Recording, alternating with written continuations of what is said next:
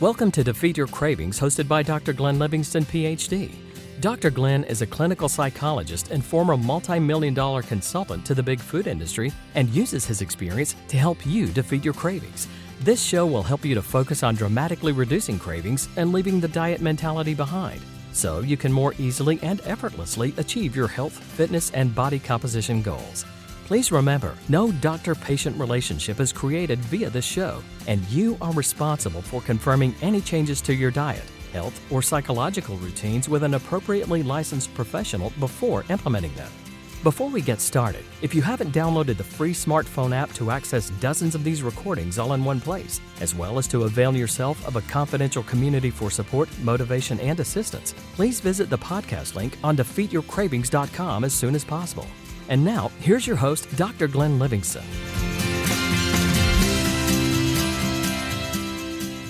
Hey, this is Howie Jacobson, and I'm joined by my very good friend, Dr. Glenn Livingston, the very good doctor. Why don't you introduce yourself for us? You're also a doctor, aren't you, Howie? You hardly ever use that. But yeah, this is the very good Dr. Glenn Livingston with defeatyourcravings.com. And it's a place I call the back door to weight loss. You'll understand why as we go through. Howie, Dr. Howie, there's something that you wanted to talk about today in particular, isn't there? Yeah. Maybe I should introduce myself as not that kind of Dr. Howie Jacobson. You're worried about the liability? Let me just say that there's nothing that Howie or I will say or do during this call that will create a doctor-patient relationship, that we're offering this for education and information only, that you should never spill hot coffee on your private parts, because it's hot and dangerous, and that there are sharks in the ocean and airplanes falling out of the sky, and the world is a scary place, and we're not responsible. So go ahead. Are you sure that coffee thing isn't medical advice? It could be, I suppose. Yeah. Yeah. Be careful out there, folks. Or enjoy yourselves. It's up to you. Yes. What do you want to talk about? I am straddling two philosophies with the kind of coaching that I do, and I don't think it's a problem, but I do notice that there's dynamic tension sometimes between so people are doing a behavior. They want to stop the behavior, so we'll call it the symptom. Overeating at mealtime, or coming home and standing in front of the fridge, or sneaking snacks when no one's looking, some sort of eating behavior. In my world, it could be health related. It could also be business or relationship, where people are doing this thing they don't like overtly. And one approach is, we're going to teach them how to stop doing it, even as it's an urge, even as it comes up as an impulse, even as the feeling like, I need to do this now. And we're going to teach them how to basically counteract so that their life gets better. And then there's also something that I'm doing increasingly is around, so that is a functional symptom that has had a purpose. It's not out of nowhere. It's got coherence. It makes sense based on something that they learned that no longer is true. And what we want to do is get to the root of it. What I wanted to talk to you about was the relative value of both of those, and also if there's an order of operations, so that I don't have to say I'm in camp A or camp B. You don't have to be in either camp, buddy. We're grown-ups. We don't have to go to summer camp, although it would be fun. It reminds me of the fact that when you talk to clinicians, that if they're early in their careers, that they have all these arguments and disagreements about how to work with clients. Then if you look at what they're actually doing 30 years later, they're doing about the same thing. There is an emphasis on, zeroing in on these destructive behaviors. There's an emphasis on some practical things you can do to stop. And there's an emphasis on then understanding what that means in a broader context, what was driving it, and how can you use that opportunity to transform your personality so you have less self-destructive impulses overall. What the best clinicians do when they're really experienced and they've worked with 1,000 patients, they've done like 10,000 sessions, they kind of figure out that you do need to work both angles. My personal story and the way that I work with clients now when they first come in has led me to the conclusion that the behavior has to come first. I spent 25 years trying to cure my own addiction to overeating by trying to love myself thin. I learned all sorts of things about myself, mostly that I had a really difficult infancy and toddlerhood because my mother was extremely depressed and anxious due to some very external events that happened in her life. her father had gone to prison and she was devastated, and her husband was being threatened with going to Vietnam, and she wasn't prepared to have young children because she just barely had a child to hurt herself. And it's funny, I used to think that 24 was grown up. Now I think that she had me at 24, and I think, what did I know at 24 years old? When I was a doctor at 25, but literally, what did I know back then? I always describe that journey as a very soulful journey. I learned all sorts of things about myself, and I cried and I screamed and I confessed all my sins. I peeked at my sister in the bathtub, whatever. And I've been through that. And I think part of the reason I'm successful in a lot of ways today is because people identify with that compassion in me. They can tell that I used to hate myself. I don't hate myself so much anymore. They believe that I'll have that compassion for them, which I do. I believe, though, that it just takes so long to fix that self-destructive element. In modern psychoanalysis, which is what I studied, it's not like the Freudian stuff. It's more dealing with aggression and self-destruction. It could take 10 years to work your way through the desire to do harmful things to yourself, right? I mean, I went through it. I spent an awful lot of money and time on it. It very much softened my soul. It made me less frightened of the world. It made me less frightened of my own upset inside. But it didn't really help me that much with the overeating because there were elements of behavior control that I was unaware of. I didn't know that you had to be extraordinarily specific about the behavior that you wanted to engage in. Because if you don't know, it's a Yogi Berra-ism, I think. If you don't know where you're going, you're going to wind up someplace else. But more so, because if you don't know what the difference is between healthy and unhealthy behavior, there's no tripwire. There's no way to really identify the thoughts that precede acting destructively. So if I say I will never have chocolate during the week again, then I suddenly know there's a tripwire that intervenes in that automatic behavior loop so that I have the opportunity to do something. If I think, well, it's just when I don't love myself enough, that's when this problem happens, there's no tripwire. It's a very fuzzy line, and before you know it, you're on the other side and you're going to town. So I didn't know that. I didn't know the extent to which physical self-regulation was important in regulating the physical drives to overeat. I didn't understand that if I skipped meals or I had nothing but 2 pounds of grapes for a meal, something kind of super high glycemic, which is not awful compared to what I used to eat. I didn't know that that would F up my blood sugar and create these highs and lows that my brain would want to facilitate. I didn't know how seriously fatigue affected my willpower and my drive. I didn't know how seriously isolation could affect my willpower and my drive. We're pack animals, and when we feel too isolated, there's this sense of organismic distress that occurs. I didn't know all these things. So the very specific behavioral measures that I could take to maximize the possibility that my rational brain would remain in control. And I wish that I knew that 20 years before I knew that. I was brought up in a family of psychologists, and everybody asked me how I felt all the time, and they thought that was the most important thing. And it was beautiful to be inculcated with the idea that love was more important than money and soul was more important than power. And, the best thing you could do was connect with another human being and satisfy your soul. I still believe that. But you know what? I also think that in order to do that, I had to figure out how never to have chocolate on a weekday. The behavior was really important. Correspondingly, because the nervous system has difficulty conducting the emotions when the digestive system is overloaded, by continuing the behavior, you're preventing yourself from having the feelings that you would need to have access to if you wanted to work them through from a deep psychological perspective. I have therapists thanking me all the time that I help their clients to stop overeating because now they're talking about things they weren't talking about before. They seem to be brave enough to face their comfort zones and move beyond them. They're having catharses. They're verbalizing anger they weren't aware of. They're remembering traumas that they weren't aware of. Behavior change really facilitates emotional change. Emotional change is less likely, in my opinion, to facilitate behavioral change if you make it the first order of business. If you're doing both simultaneously, that's great. I have a lot more I could say about it, but I'll pause because you look like you're running down a bunch of thoughts, and I want this to be a conversation. Something just came to me. My early experience as a coach was all cognitive. So I learned lots of tricks. Basically, like, ta-da, here's a better idea than yours. That's basically what it was. And sometimes it was me sort of leading, like the teacher leading them to the right answer. And then they go, oh, of course, it's better for me to speak openly to my boss than to hide it.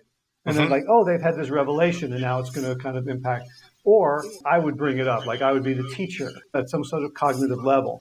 And as I grew as a coach, more aware of experiential methods, I wanted things to kind of bubble up naturally from a more emotionally grounded place than just, oh, I have this thought. Because one of the problems that I discovered when I was doing the cognitive stuff was that people got worse once they realized that their thinking was and they still were having the up thinking. So now the gap was wider between what they were doing and what they wanted to do. So I began studying the whole field of memory reconsolidation and juxtaposition experiences. So one of the techniques that I learned for helping people really understand, like, what's the function of this symptom? Why am I overeating? What's the root cause? So that we can get to the root cause is a technique called symptom deprivation. So it might go like this. So let's say you bite your fingernails. And so I asked you to imagine or think about a situation recently, a very vivid situation where you were biting them or you had the impulse to bite them. And then to simply say, like, let's say I, inject you with a paralytic and you can't bite your fingernails, but you're still in that situation. What comes up? And through the deprivation, or you're talking to your dad and you want to get angry, but instead you capitulate. And I said, well, what if you couldn't capitulate? And so to deprive you of the symptom becomes really clear in most cases what its function is, because now you're feeling the need. And it occurs to me for the first time that what you do with Defeat Your Cravings is a form of symptom deprivation, but not on a conceptual level, but on an actual level. Okay, you don't get to overeat anymore. Now what's happening? Exactly. And, there is actually a place for that in the type of psychotherapy I was trained in, where you thought of the session itself as a laboratory in which people could slowly desensitize themselves to the thoughts and feelings that would occur when the person stopped acting out on the symptom. I do think of like that. I don't find that people get worse when you take away their excuses or justifications. I find that it typically helps. It's not always the whole story. I'm wondering what's going on that people are getting worse. There must be something different going on that I'm not really aware of. I do also use my judgment with regards to how hard to push people. I follow a principle of autonomy of food choice. I think it's really critical that people come up with their own food plans. And I think it's really critical that the food plan seems manageable and tolerable to them. Like, I won't rush in with most people and say, well, you got to give up chocolate altogether, right? I'm working with a woman now who says I need to have 2 ounces a day. And it's much better than what she was doing before. At least I think it is. I haven't talked to her for a little while. But I think that I am aware. I've got a hyper focus on the present and the behavior and all the thoughts that interfere with the behavior and self-regulation, and much less focused than I ever used to on the feelings behind. When I work with clients individually on a repeated basis, what tends to happen is they start to talk to me about all these feelings that are underneath, and I realize that I need to do some desensitization and make it okay for them to have those feelings, usually in the form of, what bad thing will happen if you just sit through this impulse and you have whatever feelings you're having? What bad thing will happen? There's a useful concept in there, which comes from a psychologist named D.W. Winnicott. And he said that the nightmare we fear is the one that we've already been through. And I usually find that if I go in that direction and I let people talk about it, that they'll tell me about a nightmare that they've been through. And in the course of the telling, they realize, well, I guess that's not really going to happen again. And then, you've exposed the monster and it's not as scary, and they have more tolerance for getting through that. It's not my primary focus, but it is helpful. Yeah, and I'm sorry if I'm coming across as in one camp or the other, because I know that wasn't your goal. It's just that I spent so many years suffering trying to go the emotional route. That's what it is. Yeah, no, I'm looking for inputs to help me think it through and to help listeners kind of understand themselves. When you talk about desensitization, so the work that I'm doing now, the people that I'm studying with are highly skeptical of kind of the CBT exposure desensitization in many cases, reviewing it as kind of, a little bit torturous and cruel. But at the same time, they acknowledge that desensitization can create what they call a disconfirmation experience. Like what you just said, like, oh, this isn't as bad as I thought. This is like the child who's terrified to look under the bed because of the monster. Eventually, you get the child desensitized to the point where they can look under the bed and go, oh, it's a dust bunny. So the desensitization in and of itself, like, oh, this feeling that I thought would kill me. I had an experience like that in group once where basically 16 people all stood up, faced me, and said the same thing about me, which was like, and they were all women, and it was all like, they didn't trust me. It was like my worst nightmare. They all saw through me, like me trying to be, this nice guy, always getting approval, and like this entire phalanx of women were saying, no, it's not working. We don't like how you're behaving. And I sat there in this room, and luckily it was like 4 hours away from my home, and the parking lot was up a hill, and it was the middle of winter. Like there was nowhere to go. And I just sat there and took it. And I was thinking, this is the worst thing that's ever happened to me. And I lived through it. And the people who were guiding the group kind of helped. They supported. They didn't, it didn't sort of re-trigger because they were there with a container to help. And it was like, I was so high driving home after that weekend. Like I felt like, nothing can touch me. I've lived through the nightmare. You lived through the worst, right? Yeah. It's like someone was facing execution and then they weren't actually executed and they're thinking, what else could I face that's any worse? I've had those experiences also. Yeah.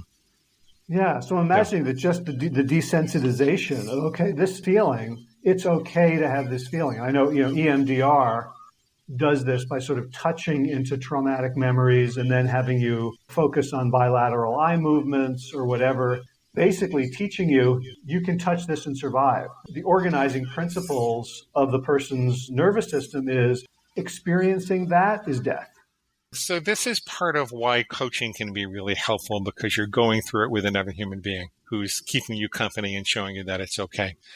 I do find that it's not really necessary to make that happen or to force that to happen. I find that it happens naturally just vis-a-vis the fact that people are changing the behavior. Like if the symptom is not available to you, once when I was in Overeaters Anonymous 25 years ago, which I don't recommend anymore, but I did learn a bunch of stuff. And one of the things someone once said was, look, if you want to know why you're overeating, stop overeating. And you're going to find out really quick why you're overeating. And so by having a graduated approach, starting with one simple rule at a very low bar and then working your way up a little bit, I feel like what I'm actually doing without saying it is helping people to desensitize themselves to the reasons that they were overeating.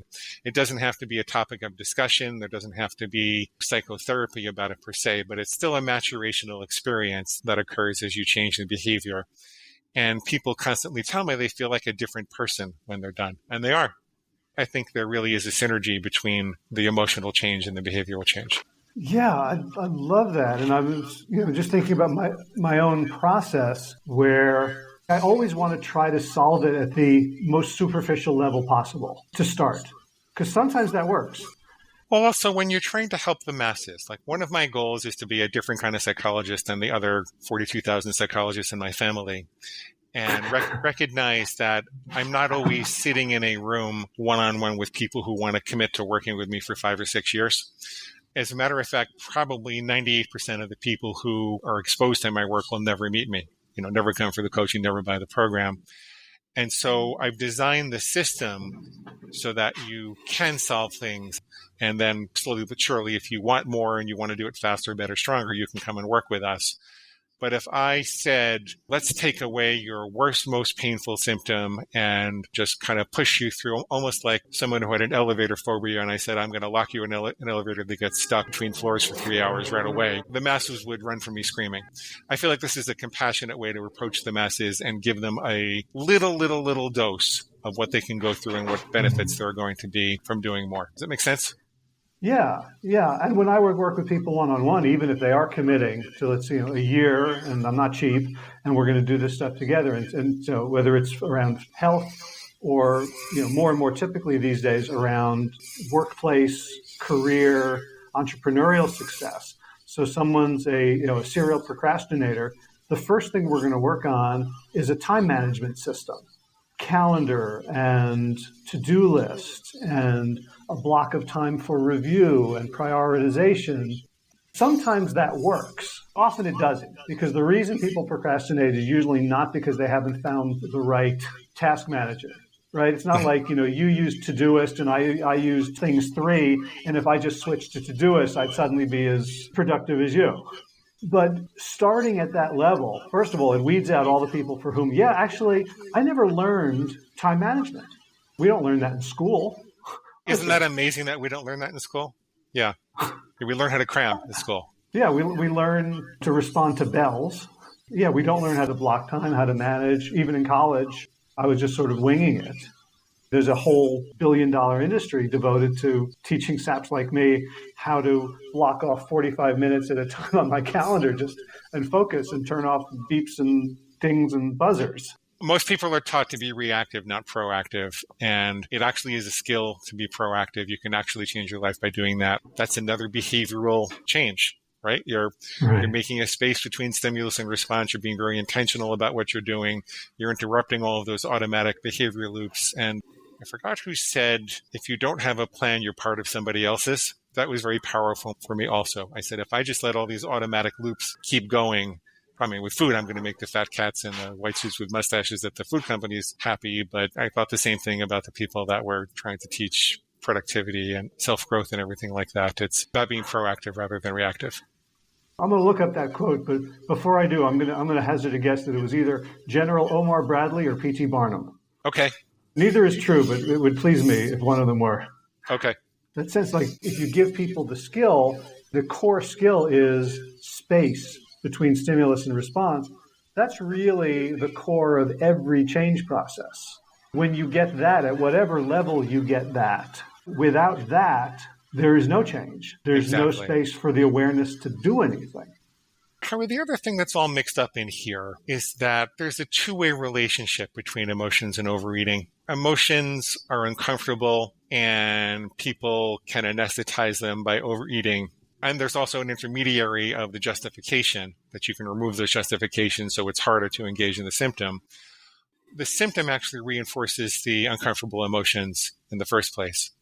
Your brain is always looking for ways to automate the acquisition of calories. If you're having these thoughts and feelings that are uncomfortable and then you have sugar or flour or some type of excitotoxin to quote unquote escape from that, you're actually rewarding those thoughts and feelings, and your brain's going to try to figure out how to create more of them. This is another reason why I feel like you have to intervene behaviorally first, and then the emotions come along.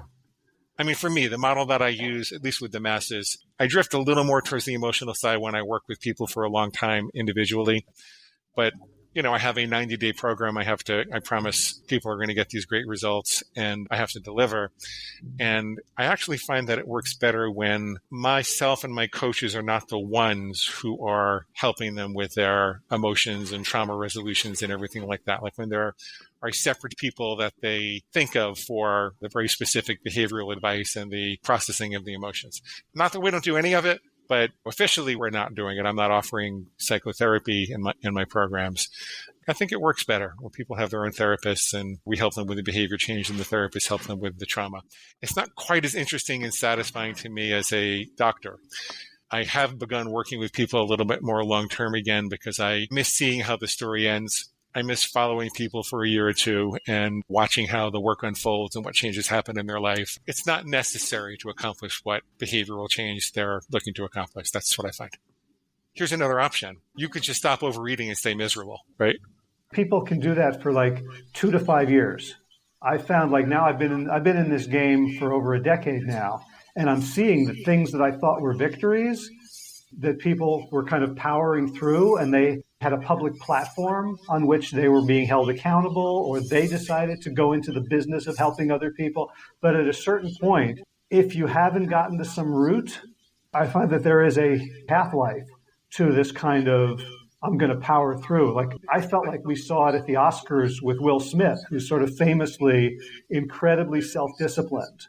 And making all these videos about how to be a good person and how to grow yourself and how to focus, and seeing him over years holding that persona and without knowing what's going on internally, but seeing that it was not hardwired underneath. When you get the stuff that we're teaching, I think it's buying you maybe half a decade to really go and figure out how you're going to face your underlying traumas and everything like that. Also, I think that more than half of people's problems are caused by their addictions. And so people's lives do get better automatically when they stop their addictions.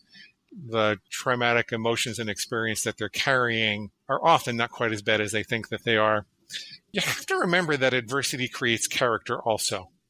Adversity doesn't only create trauma. There are people who rise to the challenge and build thought processes and behaviors that they wouldn't have built if they weren't exposed to the trauma. There are good things that can come out of the trauma also. And I feel like that's really necessary as you're processing things and getting more in touch with the traumas that you feel, to ask yourself, what benefit came out of this? I have a real tolerance for feeling a little lonely or brokenhearted. I don't have to engage in destructive behavior because of it. I feel like a lot of people do have to engage in destructive behavior. And, it's because of what I went through as an infant. My parents, all the crises that they were going through and the depression that they were feeling, I'm comfortable with that. And I can help other people with that more easily. I always kind of joke with people that I like depressed people. I think depressed people are usually nicer than people who aren't depressed, because they're people who won't hurt other people. They'll kind of take it out on themselves. And I don't know what that has to do with anything. I'm sorry. I went in that direction. The point is that overeating influences emotions the same way that emotions influence overeating. And that it's important to not form the perception that, oh my God, this is so awful. What I'm going to feel is just horrible. You might recognize some strengths that you have, and you might have figured out that there are character traits that you built because you went through the trauma. So I have a bunch of things to say, but just responding to that, the folks that I'm studying with are brilliant at making folks feel proud of themselves for just being alive right now. Not just you survived, but look how brilliantly you solved this problem, even if the solution is alcohol or something. It's a strength-based approach. Like, your mind really figured out how to save your life. There's this concept in psychology of post-traumatic growth, which some people can just sort of achieve. I think from the majority of us, we need some sort of community support to help us process it, like I had after that trauma in the group. Like, if it hadn't been for the support of the leaders and the rules of the container, that might have broken me. But they were able to help me go through it. I love talking to you because you throw out these little tidbits that are so obvious to me after you say them, and I've never thought of them before. Which one? Like, specifically about the mind, the brain, is looking for calories. And so if it can get calories by making you feel like shit or making you depressed or ashamed or anxious, it doesn't care. So, I'm about to start a 10-week hypnotherapy course with John Connolly, who does rapid resolution therapy.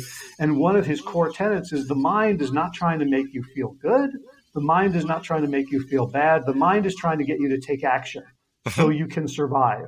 Yes. And it doesn't care what you feel. It just wants you to take action. So if the mind thinks, oh, we need calories, because the mind grew up in an evolutionary time when calories were real important, it's nothing personal. It's, like, oh, depression is actually good because it gets us calories. Yes. It's kind of a sad thing to think about.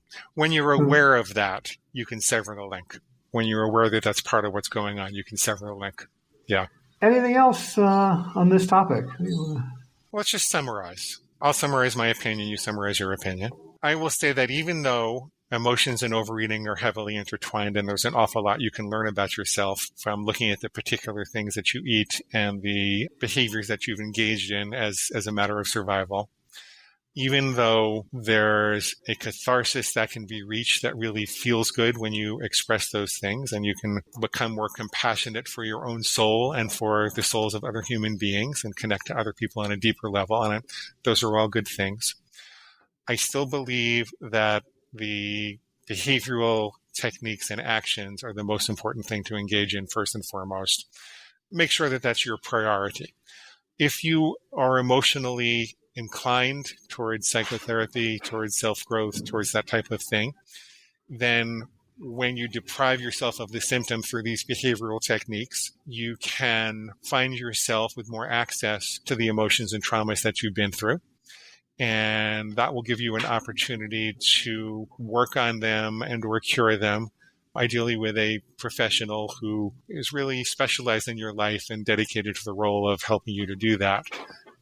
Remember that it goes both ways, that food doesn't only, quote unquote, numb you out from your feelings, but food also reinforces those feelings and makes it more difficult to deal with them. So the solution is behavioral first, emotional secondary if you want to go down that road.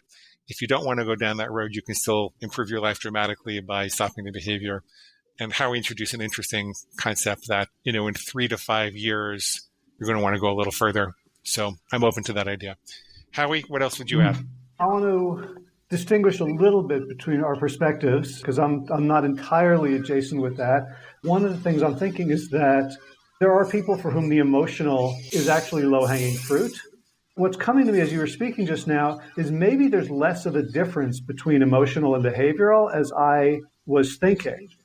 The basis of the work I'm doing now is disconfirmation, which is basically mind thinks something, discovers it's not true, discovers there's a better truth, a more complete truth, and then everything that it was doing based on the old truth drops away. And it feels like the same kind of learning around hitting a tennis ball, riding a bicycle, learning math, that we learn by seeing mistakes.